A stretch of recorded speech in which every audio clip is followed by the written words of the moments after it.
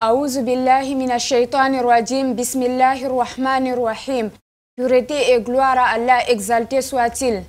Gloire à Allah, Allah subhanahu wa ta'ala, lui qui a créé non seulement le monde, mais il est celui qui détient le monopole absolu de sa création.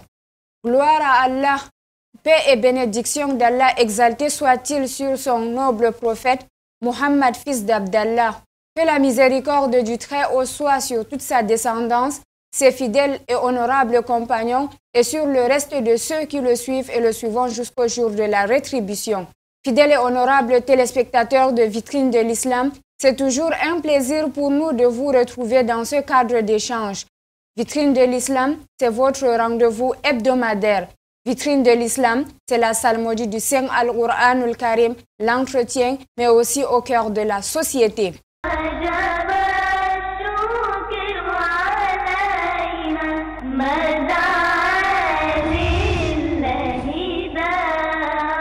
أعوذ بالله من الشيطان الرجيم بسم الله الرحمن الرحيم ألف لام ميم غلبت الروم في أدنى الأرض وهم من بعد غلبهم سيغلبون في بضع سنين لله الأمر من قبل ومن بعد ويومئذ يفرح المؤمنون بنصر الله ينصر من يشاء وهو العزيز الرحيم وعد الله لا يخلف الله وعده ولكن أكثر الناس لا يعلمون ظاهرا من الحياة الدنيا وهم عن الآخرة هم غافلون أولم يتفكروا في أنفسهم ما خلق الله السماوات والأرض وما بينهما إلا بالحق وأجل مسمى وأما الذين كفروا عما أنذروا معرضون أولم يسيروا في الأرض فينظروا كيف كان عاقبة الذين من قبلهم كانوا أشد منهم قوة وآثاروا الأرض وعمروها أكثر مما أمروها وجاءتهم رسلهم بالبينات فما كان الله ليظلمهم ولكن كانوا أنفسهم يظلمون صدق الله العظيم وجب الشكر علينا مدى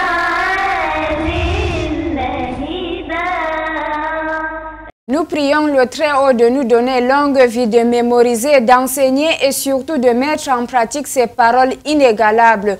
Aujourd'hui est un jour nouveau. La pandémie mondiale qui est le coronavirus est une réalité. L'interpellation de tous est une obligation et la femme musulmane vient en première ligne.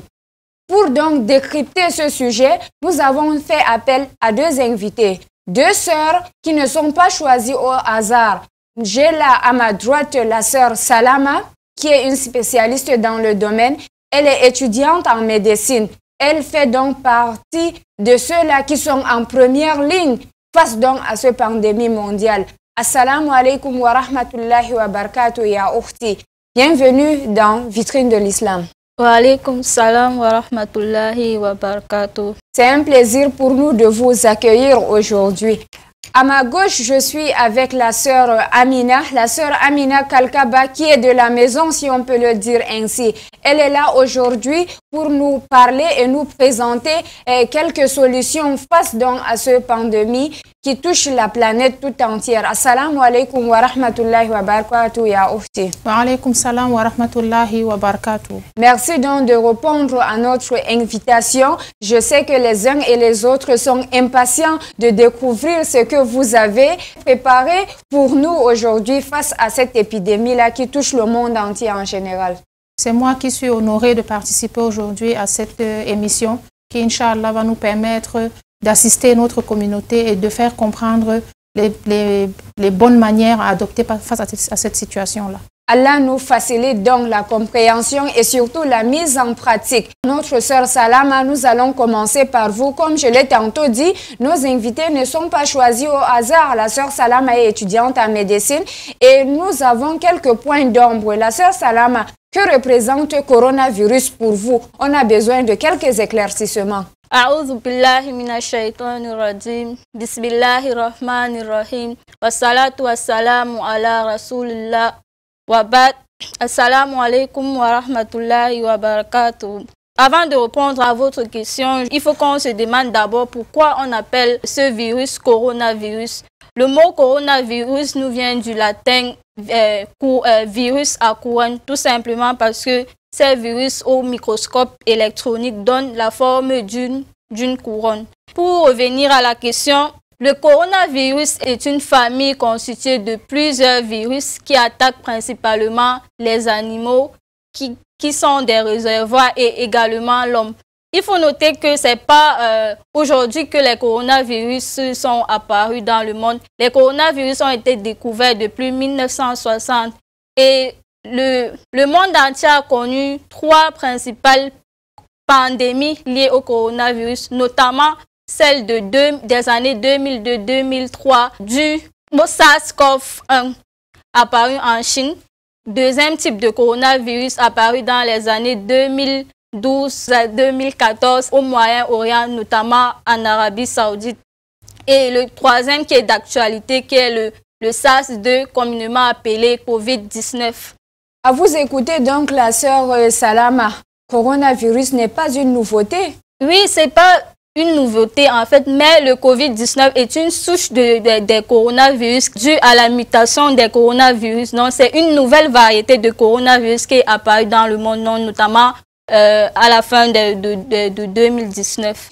D'accord, merci donc pour ces points d'éclaircissement, la sœur Salama, mais je reste avec vous. Quelques rappels de mesures à respecter donc face à cette pandémie. Non, on le dira jamais assez. Les règles, tout le monde le connaît, mais c'est important de les rappeler. Il faut le lavage des mains à l'aide de l'eau et du savon et de la solution hydroalcoolique. Mais ici, il faut préciser que la solution hydroalcoolique, comme nombreux peuvent le penser, ne remplace pas le lavage des mains à l'eau et au savon. La solution hydroalcoolique nous permet de désinfecter nos mains lorsque nous ne sommes pas en possibilité d'entrer en possession de l'eau et du savon. Mais lorsqu'on est en possession de l'eau et du savon, il est préférable d'utiliser l'eau et le savon. Lorsqu'on utilise la solution hydroalcoolique à tort et à travers, nous risquons également de léser la barrière cutanéo-muqueuse. Donc, il est préférable pour nous de plus utiliser l'eau et le savon pour désinfecter nos mains. Hormis l'utilisation de l'eau et du savon, il y a également le port du masque.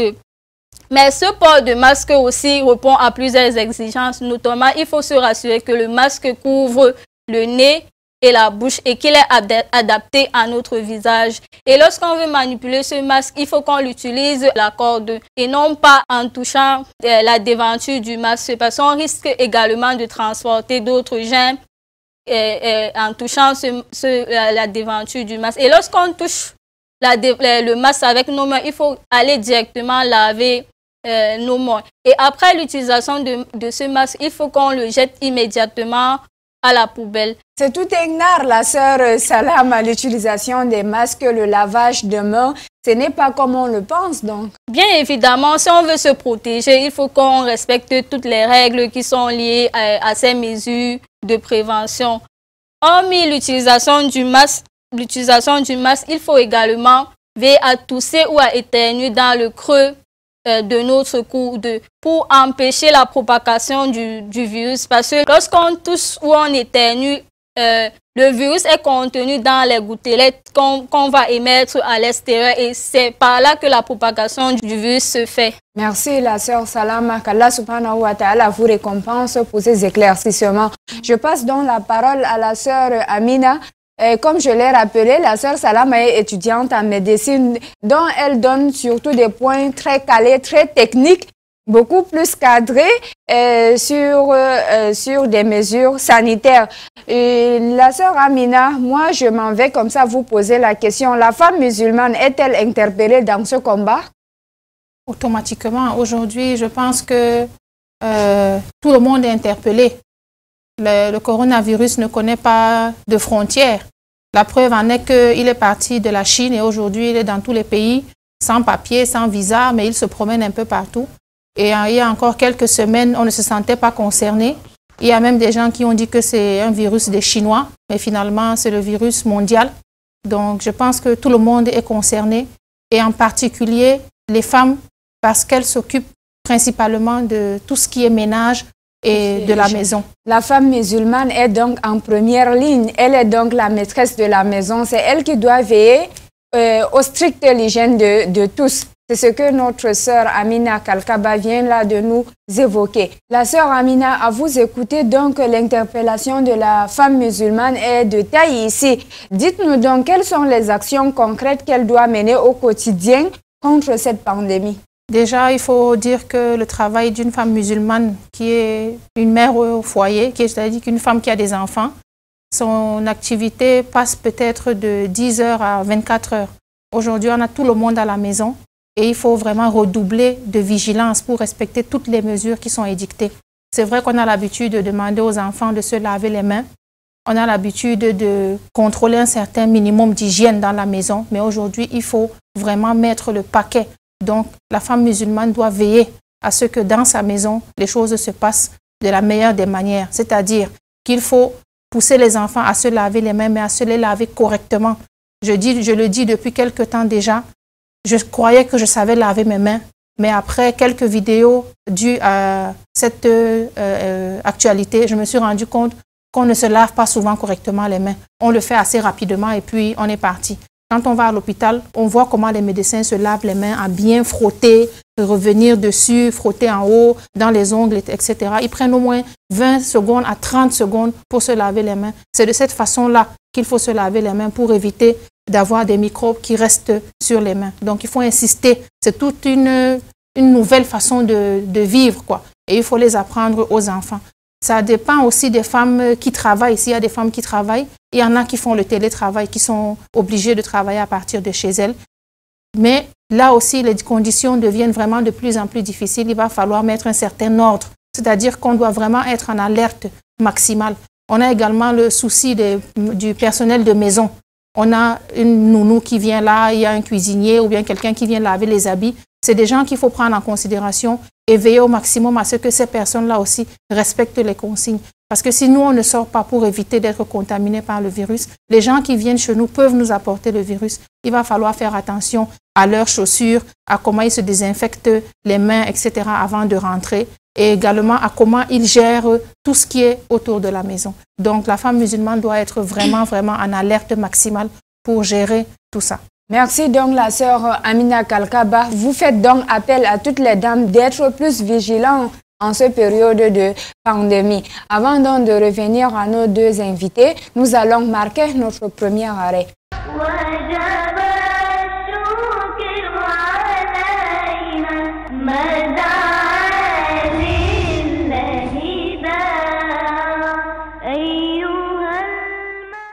Il est environ 11 heures, c'est mercredi 15 Chaban 1441 après l'hégire, correspondant au 8 avril 2020. Nous sommes au tribunal de première instance de Bonanjo à Douala. Qui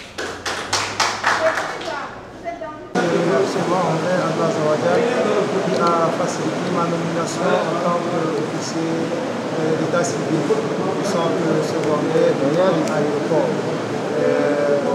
Déjà, c'est une lourde responsabilité et les recommandations que j'ai suivies de M. le procureur et de Mme la Présidente, il y va d'une lourde responsabilité en tant que Camerounais. Un engagement solennel devant Allah et devant les hommes que vient de prendre le désormais officier d'état civil.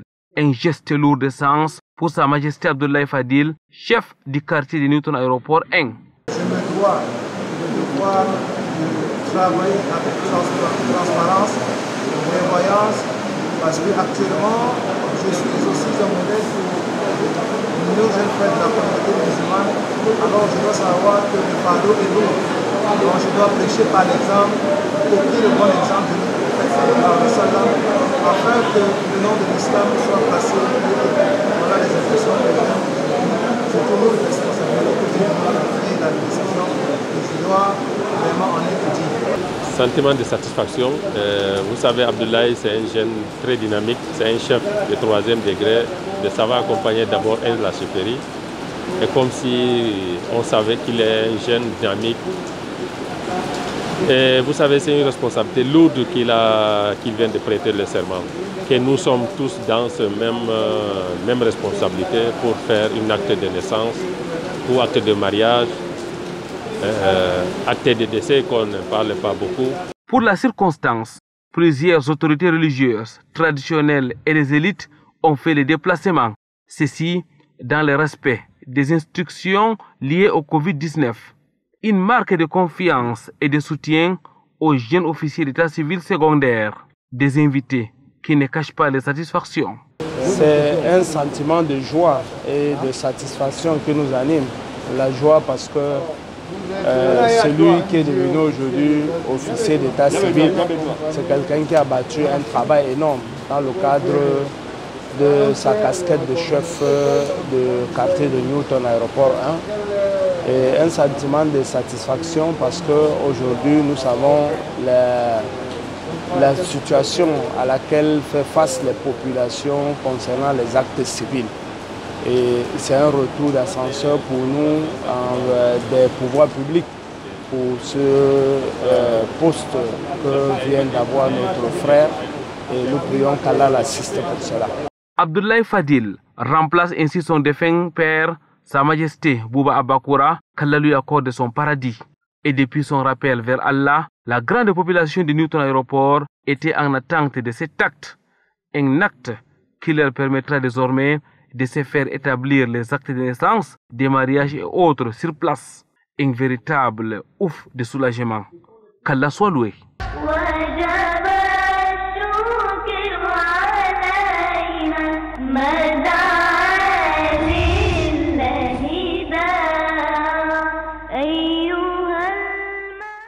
Alhamdulillah, summa alhamdulillah, retour donc sur ce plateau de vitrine de l'islam. Comme nous l'avons dit si haut, aujourd'hui nous parlons d'actualité, nous parlons de coronavirus et surtout du rôle principal de la femme dans ce cadre de pandémie qui touche le monde entier. Je passe donc la parole à notre sœur Salama. Vous avez essayé de définir ce que c'est que le coronavirus. Vous avez même donné quelques mesures d'hygiène et de sécurité afin donc de faire face à cette pandémie-là. Dites-nous donc, en tant qu'une sœur musulmane, la femme musulmane, quelle est la responsabilité familiale qui revient de plus près à la femme, vu que tout le monde se trouve maintenant à la maison? Non, alhamdoulilah, la responsabilité familiale devient plus intense parce que, voyez-vous, si vous avez des enfants, vous êtes appelé à maîtriser ces enfants à la maison et ce n'est pas du tout évident. Parce que si vous avez une petite maison, les enfants ont l'habitude de sortir à l'extérieur pour se défouler, pour jouer. Mais là, maintenant, il faut essayer de les contenir à la maison et ce n'est pas du tout évident. Et je pense qu'il faut leur parler de la maladie avec un langage facile pour qu'ils comprennent et pour qu'ils comprennent également la nécessité de rester à la maison. Hormis cela, il faut également gérer le stress des uns et des autres. Parce que tout le monde est appelé à rester à la maison, c'est pas facile. Certains sont habitués à sortir tout le temps et maintenant il va falloir passer plus de temps à la maison. Et là, c'est pas évident pour tout le monde. Donc, il va falloir également gérer le stress des uns et des autres. Également, ça devient aussi contraignant. Chaque fois, il faut qu'on surveille peut-être les enfants, s'ils ont bien lavé leurs mains, si toutes l'hygiène, les mesures de prévention sont respectées par tous les membres de la famille, à l'intérieur et à l'extérieur de la maison. Et je rappelle aussi aux parents, encore une fois, de veiller à ce que leurs enfants restent à la maison parce qu'on a constaté que quand on est dans la rue, on voit certains enfants flâner dans les rues, c'est pas une bonne attitude. C'est vrai que les enfants ne présentent pas les symptômes de la maladie, mais ce sont des porteurs sains. Donc, ils peuvent sortir et nous ramener la maladie à la maison. Donc, il faut que les enfants restent à la maison et leur expliquer la nécessité de cet acte-là. Et également, veiller à ce qu'il y ait un accent particulier à l'hygiène dans la maison, notamment le lavage des mains, la désinfection des portes, des poignées. C'est très important parce qu'on a tendance à les négliger. Également, la désinfection de tous les matériels qu'on utilise tout le temps, notamment notre téléphone, parce qu'on a tendance à oublier notre téléphone. Et pourtant, c'est un grand vecteur des gènes parce qu'on touche notre téléphone presque tout le temps. Donc, il faut penser à désinfecter nos téléphones, les poignées de porte et la télécommande également parce qu'on est tout le temps en train de toucher. Et puis, lorsqu'on sort de la maison, il faut qu'en entrant, on essaye de se désinfecter. Les chaussures également, s'il y a possibilité de les mettre quelque part, de ne pas entrer directement dans la maison avec ces chaussures. Et également, nos vêtements aussi, par mesure de prévention, on peut les retirer ou les mettre dans un panier ou un sac à part par mesure de prévention. Je sais certes qu'on va me dire que là, c'est presque impossible ou bien c'est trop dur, mais nous sommes dans un combat et je pense qu'il faut s'armer pour vaincre cette maladie. Merci la sœur Salama pour ces astuces. Nous n'allons jamais nous fatiguer de vous écouter. Merci beaucoup donc pour ce point-là. La sœur Amina, je vous ramène également la question. La responsabilité familiale devient plus intense, pour ne pas dire lourde pour les mamans, avec la présence de tous à la maison. Comment doit-on pour gérer, pour ne pas dire les caprices de tout le monde? Moi, je dis qu'aujourd'hui, la responsabilité est aussi bien pour les mamans que pour les papas parce qu'il faut se soutenir. C'est une situation où si c'est seulement la maman qui s'occupe de ça, comme disait Dr Salama, le stress va avoir raison d'elle et à un moment donné, elle risque d'exploser. Donc, il faut vraiment que dans la maison, les parents, les deux conjoints fassent l'effort de gérer la situation ensemble. Et tout à l'heure, on a parlé de désinfecter les portes, de désinfecter les téléphones, etc. Moi, j'aimerais bien que Dr Salama nous explique à peu près quelle est la formule, comment on peut faire. Est-ce qu'il faut mettre de l'eau de javel dans un flacon pour désinfecter les portes? Comment on peut faire pour désinfecter les téléphones? Qu'est-ce qu'il faut utiliser? C'est utile aussi. Ce n'est pas forcément tout le monde qui sait comment le faire. Je pense qu'elle peut nous aider avec ça. Mais il faut dire qu'aujourd'hui, surtout les parents qui ont des enfants, surtout les enfants à des âges différents, il faut trouver le moyen d'expliquer à chacun selon sa compréhension. J'ai un petit neveu qui demande à sortir, il a 4 ans, il demande à sortir à sa maman et sa maman lui dit « tu ne peux pas sortir parce qu'on n'a pas le droit de sortir ». Il incite pourquoi? Parce que tous les enfants aiment poser des questions et sa maman lui dit parce qu'il y a quelque chose de très méchant dehors qui peut nous rendre malades. Il lui dit c'est quoi? C'est le shaitan? Elle lui dit non, mais celui-là, il est peut-être pire que le shaitan. Au moins, le shaitan, tu peux faire Aouzu billahi mina shaitan, il a dit Aouzu bi kalimatillahi. Et puis là, tu te dis que tu es protégé. Mais avec cette pandémie, c'est vrai, on fait les doigts, mais il faut mettre nous-mêmes les mesures barrières et il faut l'expliquer aux enfants. Donc, quand on a les enfants à la maison, les premières mesures à prendre, c'est déjà de continuer à avoir une vie à peu près normale. C'est-à-dire qu'on ne va pas balancer tout ce qui est école, parce qu'il n'y a plus d'école. C'est vrai qu'on est tombé dans la période des congés. Dans la tête de beaucoup d'enfants, ce sont les congés de Pâques. Mais on ne sait pas quand est-ce que l'école va reprendre. Il y a des enfants qui préparent des examens. On ne sait pas si ces examens seront maintenus ou pas. Au risque de ne pas avoir une année blanche ou alors de retourner à l'école en ayant complètement tout oublié, il faut entretenir les enfants à la maison. On a par exemple des écoles qui donnent des devoirs pour aider les parents à accompagner les enfants. Et puis, on a aussi aujourd'hui les manuels scolaires qui sont assez bien détaillés en séquence 1, séquence 2, avec les cours et les devoirs. Donc, chaque parent qui prend un peu de temps a le temps peut entraîner les enfants, au moins du primaire, sur ce qu'il faut garder, en tout cas comme réflexe. Également, il y a au niveau de la ration alimentaire elle-même. Parce qu'à partir du moment où on est censé rester à la maison, où on est censé faire des provisions pour ne pas sortir tout le temps, il y a, à mon avis, une nécessité de rationner. Parce que les gens, quand on est à la maison, déjà avec les enfants, chacun a des fantaisies. Moi, je veux ci, je ne veux pas manger ça, ou on cuisine telle chose, il ne veut pas. Donc, je pense qu'il faut mettre une certaine discipline au niveau de tout ce qui est alimentaire. Mettre un programme avec l'aide des enfants, c'est-à-dire on s'entend sur le programme, qu'est-ce qu'on mange le lundi à midi, qu'est-ce qu'on mange le soir, et ça permet au moins de pouvoir rationner les courses qu'on a et de savoir combien de temps on tient dans la maison sans sortir pour aller au marché s'exposer. Également sur le plan spirituel, c'est le moment pour les parents de se rapprocher de leurs enfants. Beaucoup de parents travaillent à l'extérieur, les hommes comme les femmes, surtout dans les grandes villes. On est tout le temps dehors, ce sont les nounous qui élèvent nos enfants, c'est les maîtresses qui leur enseignent, c'est les oustas qui leur donnent les cours coraniques. Mais aujourd'hui, on est, nous, aujourd'hui, toutes ces personnes-là, c'est à nous de gérer tout ce qu'on enseignait à nos enfants à l'extérieur. Même si on ne peut pas le faire au même titre que ces enseignants qui sont, machallah, qui ont la connaissance et qui ont la pédagogie qu'il faut, nous, on peut se battre pour avoir au moins l'esprit d'enseigner à nos enfants toutes les valeurs positives, c'est-à-dire l'honnêteté, le bon comportement. C'est à nous d'inculquer ça à nos enfants avec des exemples. Et aujourd'hui, on passe du temps. Il faut mettre ce temps-là à profit. Il faut mettre ce temps-là à profit. Merci donc la sœur Amina pour ces points d'ombre-là dont vous avez éclairci. L'heure est grave, mais nous pouvions donc optimiser en général la situation. On peut donc ramener cette situation de crise à notre intérêt, à notre propre intérêt. On peut donc bénéficier de cette pandémie-là pour se retrouver en famille. On peut bénéficier de plusieurs sortes d'après nos sœurs. Allah subhanahu wa ta'ala nous facilite donc afin d'en profiter des avantages qui se présentent sur la table. La sœur Salama, nous avons écouté la sœur Amina. Cette période n'a pas que des inconvénients, cette période de coronavirus. Le besoin en solidarité s'intensifie. Comment aider les autres, d'après vous?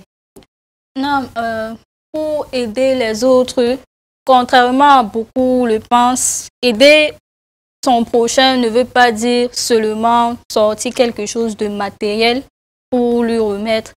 On peut aider son frère en faisant une invocation pour lui. Et je pense, à mon avis, que c'est la meilleure façon d'aider une personne. Donc, en cette période, il est impératif pour nous de faire beaucoup d'invocations. Pour nous-mêmes et également pour nos frères et sœurs, de demander à Allah subhanahu wa ta'ala de les préserver de cette maladie. Et ceux qui sont déjà atteints de cette maladie, qu'Allah subhanahu wa ta'ala leur accorde la guérison. Amen. Au-delà de l'invocation, le fait de sensibiliser également, lorsqu'on est assez aguerri sur quelque chose, on peut également aider les autres en leur expliquant ce que c'est, en leur faisant une sensibilisation, en leur rappelant. Également, si on peut fabriquer même des solutions hydroalcooliques, si on a la capacité de le faire, pourquoi pas fabriquer et partager autour de nous, ou même acheter des masques, partager autour de nous, à nos voisins, à la famille. Je pense que c'est une façon d'aider les autres. Merci la sœur Salama. On retient là de vos propos la sensibilisation, les invocations et surtout le respect des mesures d'hygiène seront donc la baguette magique pour cette pandémie qui touche le monde entier. Merci donc de nous avoir éclairé une fois de plus. Avant donc de revenir encore à vous, chères sœurs dans la Iman, nous allons marquer notre deuxième arrêt et nous reviendrons juste après.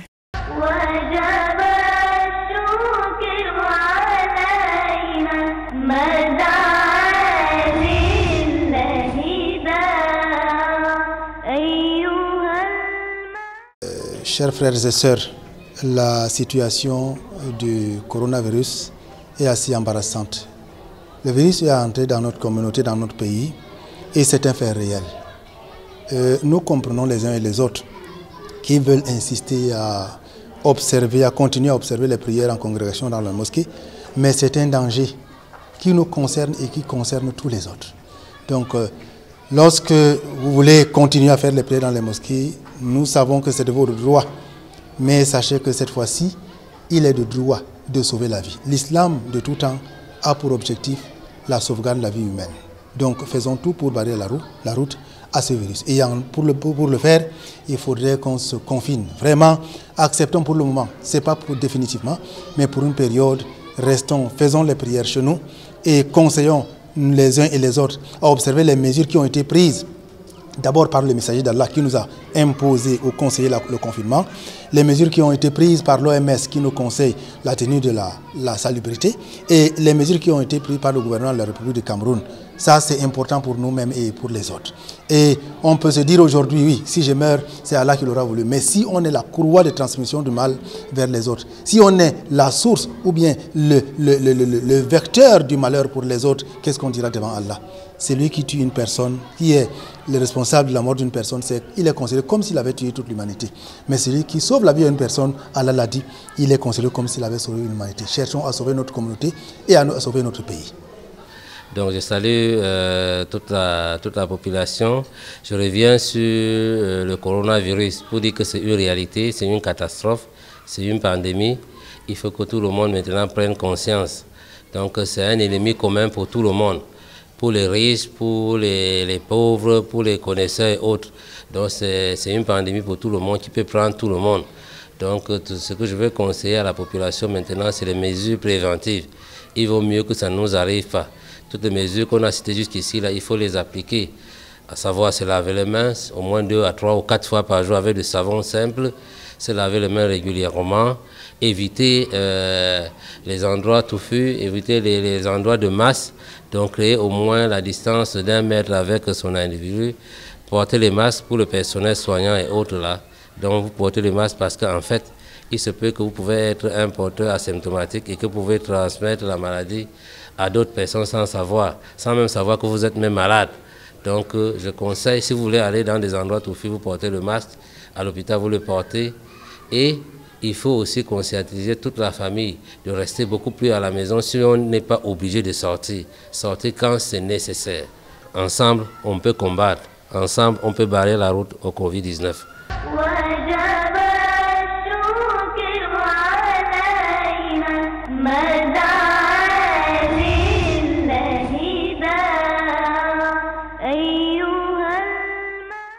Retour sur ce plateau de vitrine de l'islam, chers frères et sœurs dans la Iman. Si vous venez de nous rejoindre, merci donc d'être avec nous et installez-vous confortablement. Nous parlons là de coronavirus, l'actualité l'oblige. La femme musulmane est également interpellée. Nous sommes avec la sœur Salama, étudiante en médecine, et notre sœur Amina Kalkaba. Nous rappelons qu'elle est coordonnatrice nationale de la CAMWA. Elle est également encadreur du pèlerinage depuis 2019. La sœur Amina, je reviens à vous, mais surtout avec la casquette de, si je peux me permettre, de la CAMWA, qui est une association qui prône la solidarité, qui cherche à aider les autres. Le besoin en solidarité s'intensifie. Comment donc aider les autres? Cette période de crise, la sœur, vous la gérez comment? Déjà, je tiens à préciser qu'on est censé être tous mobilisés. Comme je l'ai dit dès le début, la maladie, cette maladie n'a pas de frontières, elle n'a pas de limites. Elle ne connaît pas les riches ni les pauvres, elle ne connaît pas d'ethnie ni de religion. C'est quelque chose qui nous pousse naturellement pour préserver la vie, à se mettre ensemble pour faire face à cette situation. Donc je tiens à le préciser, même si ce n'est pas encore assez visible dans notre communauté, il y a des actions qui sont mises en place. Le gouvernement fait son maximum et je pense que chacun d'entre nous doit pouvoir mettre la main à la pâte. Parce que quand on est en guerre, on doit utiliser tous les moyens que nous avons. Les associations islamiques se sont réunies au sein du collectif Unis pour servir, pour amener quelque part une contribution, pour apporter une contribution à cette lutte-là et vraiment passer à l'action. C'est-à-dire qu'il y a des mesures que nous avons prises, déjà de sensibiliser au maximum notre communauté, parce qu'il faut avouer qu'il y a encore du déni. Beaucoup de gens ont l'impression que cette maladie ne touche pas vraiment les Camerounais, ou alors cette maladie ne touche pas quelqu'un qui a la foi, par exemple. Donc il y a beaucoup d'idées reçues comme ça que les gens ont. Et notre objectif principal est de sensibiliser ces personnes-là pour éviter le maximum de contamination, pour éviter au maximum la contamination dans notre communauté et dans notre pays. Donc nous avons distribué et fait un affichage, des affiches dans toute la ville de Douala et de Yaoundé pour sensibiliser au maximum les populations dans cet objectif-là. Et également, ce que nous avons mis en place, c'est une chaîne de solidarité. Comme vous l'avez si bien dit, la solidarité est de mise en ce moment. Il suffit de voir comment les associations de par le monde se mettent ensemble pour aider les plus démunis, pour aider toute la population sans distinction. Nous avons mis en place une chaîne de solidarité. On nous demande de rester chez nous, on nous demande de rester à la maison, mais encore il faut qu'on ait les moyens de rester à la maison. On ne va pas attendre que l'État nous distribue des rations alimentaires. Et que faut-il faire donc, la sœur Amina? On nous demande de rester chez nous, mais on ne peut pas le faire. Il y en a qui peuvent le faire, alhamdoulilah, mais il y en a beaucoup et encore beaucoup qui ne peuvent pas forcément rester chez eux parce qu'il faut un minimum de rations alimentaires pour le faire. Donc nous avons lancé à cet effet une chaîne de solidarité pour collecter des fonds et des denrées alimentaires et faire des paquets minimums que nous distribuerons, Inch'Allah, à ceux qui sont dans le besoin pour leur permettre de tenir à la maison pendant 5 jours à 1 semaine. Comment donc faire pour avoir accès à cet avantage-là, si on veut participer ou bien si on veut bénéficier? Déjà, il faut avouer que les bénéficiaires sont beaucoup plus nombreux que les contributeurs, ça c'est clair. Mais pour participer, on a une page Facebook Unis pour servir. Et également, je suppose qu'à travers Vitrine de l'Islam, s'il y a des gens qui peuvent contacter Vitrine de l'Islam, le relais sera aisément fait. Nous collectons les denrées alimentaires, nous collectons de l'argent pour faire des paquets minimum à distribuer. Vous allez trouver toutes les informations, des détails de comment est composé le paquet minimum sur la page Facebook. Et nous distribuons à ceux qui sont dans le besoin. Il faut avouer qu'aujourd'hui, les conditions ne sont pas les mêmes que lorsque nous faisions par exemple le Pâques Ramadan, où on se retrouvait avec des gens. Aujourd'hui, on doit respecter beaucoup de mesures de sécurité, la distanciation, on ne peut pas mobiliser les gens, etc. Ce que nous avons décidé de faire, c'est de faire une distribution vraiment de proximité, amener les packs chez les personnes que nous avons déjà ciblées et celles que nous pourrons enregistrer au fur et à mesure. Ça fait plus de 10 ans que la CAMOA organise le Pâques Ramadan. Nous avons une base de données dans tout le pays des nécessiteux repartis en statut veuve, démunis, orphelins. Et nous avons cette base de données-là que nous continuons à utiliser chaque année et à actualiser. Donc nous allons nous baser d'abord sur celle-là et Inch'Allah actualiser au fur et à mesure. Et à part cette action de chaîne de solidarité, nous avons également pensé, comme disait Dr Salama, à faire une distribution gratuite de gel hydroalcoolique et de masques de protection en tissu, c'est-à-dire des cache-nez en tissu. Il a été prouvé par des études que ce sont des cache-nez qui, même s'ils ne protègent pas autant que les masques chirurgicaux, les masques des hôpitaux, réussissent quand même à protéger à 75% les personnes qui le mettent. Et si tout le monde le met, je pense qu'on est à l'abri. L'exemple de la Corée du Sud est quand même assez frappant parce que après toutes les maladies qu'ils ont eues chez eux, par réflexe, les gens portent les masques. Il y a des gens qui ont des allergies. Au-delà même de la maladie, les allergies à la poussière, etc., portent systématiquement le masque et ça permet de protéger les gens. Donc si nous deux, on a le masque, on se protège mutuellement, on réduit les risques de contamination. Donc nous appelons également à cette occasion des gens qui peuvent soutenir cette action-là pour qu'on puisse distribuer au maximum des cache-nez de protection en tissu et des gels hydroalcooliques pour permettre aux gens qui sont obligés de sortir d'être protégés correctement. Masha'Allah, la sœur Amina Kalkaba, qu'Allah subhanahu wa ta'ala vous récompense. La sœur Salama, nous avons écouté la sœur Amina. Je reviens avec vous. Donc, comment optimiser en général cette période-là? Que faut-il faire? Que faut-il éviter? Et qu'est-ce qu'il ne faut pas faire? Avant de répondre à votre question, j'aimerais revenir sur le port du masque. Comme la sœur Amina l'a mentionné, lorsqu'on porte le masque, parce que la plupart des masques, on va le dire, peut-être ne sont pas adaptés, mais lorsqu'on porte le masque, ce n'est pas forcément pour se protéger soi-même, mais pour protéger l'autre. Donc, lorsque je porte mon masque, je te protège, et lorsque toi également tu portes ton masque, tu me protèges. Et ça fait également partie des bons comportements édictés par l'islam, que de vouloir pour son frère ce qu'on veut pour soi-même. Et Allah subhanahu wa ta'ala a dit dans le Coran que celui qui sauve une seule personne c'est comme s'il a sauvé toute l'humanité. Donc, si vous préservez quelqu'un de la maladie en portant votre masque, vous avez également des récompenses. Maintenant, pour revenir à votre question, je vais tout simplement dire qu'il faut également qu'on voit le bon côté des choses. En cette période, nous tous, nous sommes, on va dire, moins occupés. Nous sommes presque, tout le monde est presque à la maison. Donc, on doit profiter de cette occasion pour réorganiser notre vie et essayer de profiter au maximum en faisant peut-être beaucoup d'invocations et en ayant le temps de lire le Coran. Voilà le Ramadan qui s'annonce. On a le temps de faire un programme pour le Ramadan, voir ce qu'on a pu faire durant toutes ces périodes, ce qu'on n'a pas pu faire et essayer de changer les choses. Je pense qu'en temps normal, personne ne devait peut-être avoir le temps de s'asseoir même pour essayer de réfléchir sur sa relation avec Allah subhanahu wa ta'ala. Mais là, je pense qu'on a assez de temps pour planifier, essayer de réorganiser notre vie et également essayer de se rapprocher davantage d'Allah subhanahu wa ta'ala durant cette période. Donc, à mon avis, c'est le bon côté de cette pandémie. Masha'Allah, la sœur Salama, Allah subhanahu wa ta'ala vous récompense et nous fait profiter donc de tous ces bienfaits-là. La sœur Amina a écouté la sœur Salama à cette période de confinement, si on peut le dire entre guillemets mondial, n'a pas que des points négatifs, il y a des points positifs qui se présentent également, surtout sur la cellule familiale. Comment donc optimiser cette retrouvaille-là, si on peut le dire ainsi? C'est quand même inédit.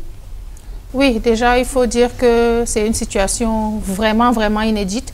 Quelque part, on est obligé de manière très brutale de changer notre mode de vie et il faut s'adapter. Je pense que quelqu'un qui est avisé tire toujours le bon côté des choses devant n'importe quelle situation.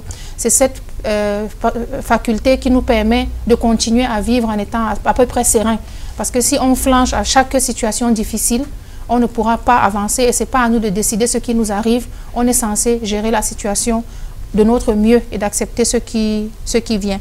C'est vrai que la situation aujourd'hui est assez interpellante parce que le fait de se retrouver seul est censé nous...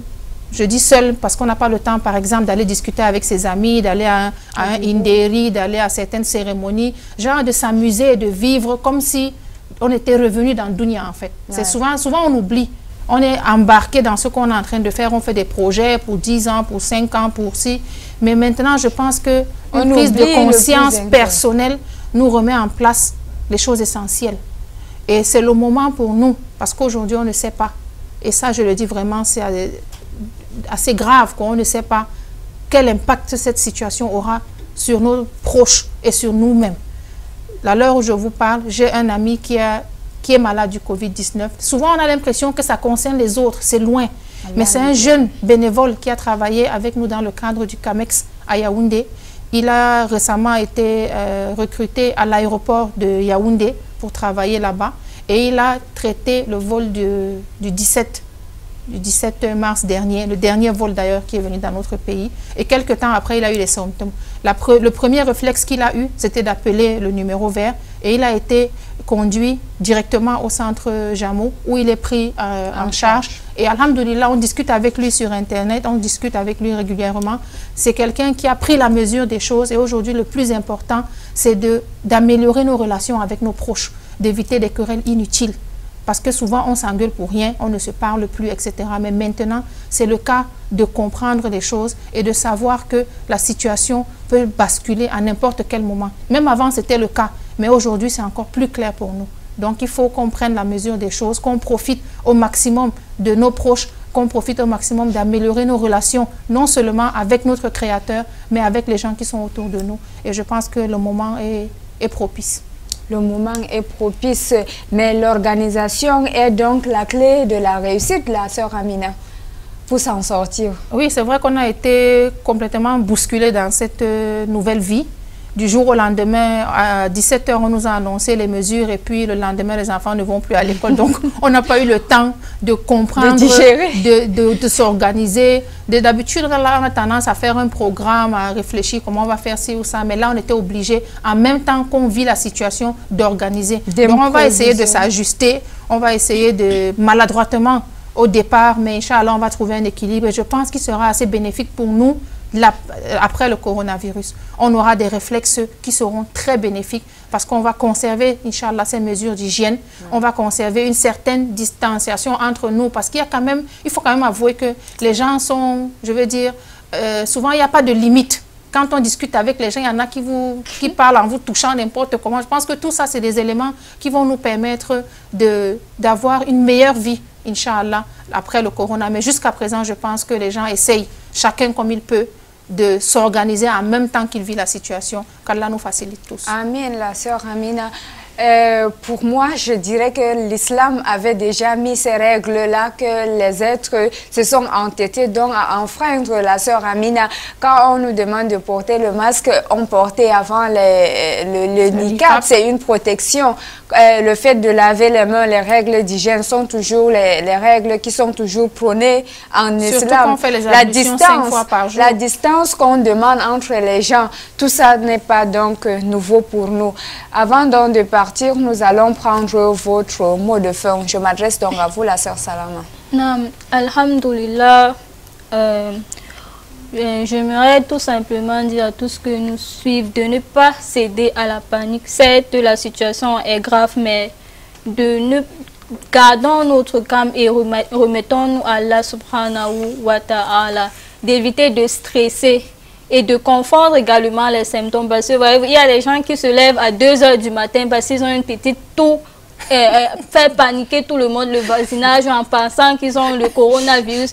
Je tiens à appeler aux uns et aux autres que les autres pathologies existent toujours, notamment le rhume et la grippe. Donc c'est toujours d'actualité. Le coronavirus n'a pas tué les autres maladies. Donc essayons de garder notre calme, de ne surtout pas stresser, de se remettre à Allah subhanahu wa ta'ala et également de rester à la maison. On ne le dira jamais assez. Si vous n'avez rien à faire à l'extérieur, restez à la maison. Parce que nous sommes stupéfaits, voire même étonnés lorsqu'on sort à l'extérieur. Comment les gens s'en foutent, ils prennent à la légère la situation. Les gens sont entassés dans les marchés. Il n'y a aucune mesure de distanciation. Les gens ne portent pas de masque. Donc, la meilleure façon d'éviter cette maladie, c'est de rester à la maison lorsqu'on n'a pas d'une chose extrêmement importante à faire à l'extérieur. Et qu'Allah subhanahu wa ta'ala accorde la guérison à tous ceux qui sont atteints de cette maladie. Qu'Allah nous préserve de cette maladie. Merci la sœur Salama. Vous finissez là avec ces propos qui nous donnent du sourire aux lèvres. Ne pas exagérer, ne pas stresser. Restez chez vous, prendre surtout au sérieux ce qui nous arrive dans le monde entier. Coronavirus est une réalité pour tous.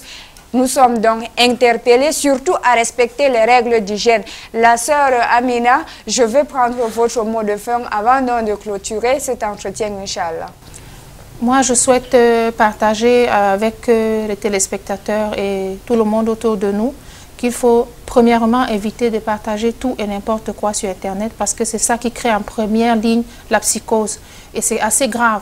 Il faut savoir que chaque personne qui partage des choses, que ce soit les 250 millions de prières qu'on doit faire sur le prophète sallam, que ce soit le jeûne collectif dans tout le monde entier, vous faites des choses qui n'ont pas de fondement, vous risquez d'avoir plus de péchés que de bonnes actions. Donc il faut faire attention à ça. Et également, notre pays condamne les gens qui se livrent aux fake news, à partager des fake news. Souvent, on prend ça à la légère, mais il faut faire attention parce que tout ce que nous faisons sur Internet, tous les messages que nous envoyons peuvent avoir des conséquences néfastes.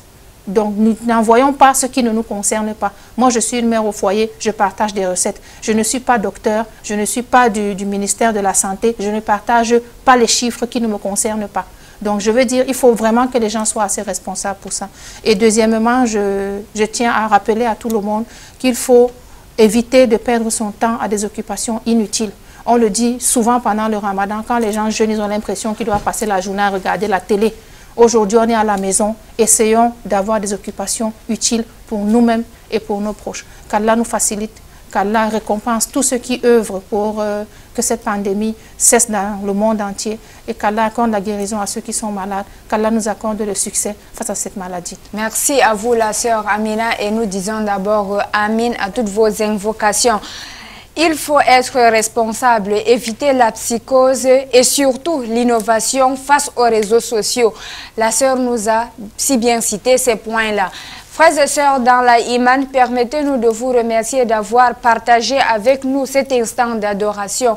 Nous vous remercions d'être parmi nous aujourd'hui. Nous prions Allah, exalté soit-il, de nous pardonner pour les erreurs commises et nous vous invitons à rester scotchés sur Canal D International. Vitrine de l'Islam, c'est fini pour aujourd'hui. Mais Vitrine de l'Islam, c'est aussi sur WhatsApp, sur Facebook et aussi sur YouTube. Posez toutes vos interrogations, toutes vos préoccupations sur nos chaînes de Vitrine de l'Islam. Sur ce, nous vous disons Subhanakallahumma wa bihamdik nashhadu an la ilaha illa ant nastaghfiruka wa natubu ilayk. Wassalamu alaykum wa rahmatullahi wa barakatuh. Allahu akbar,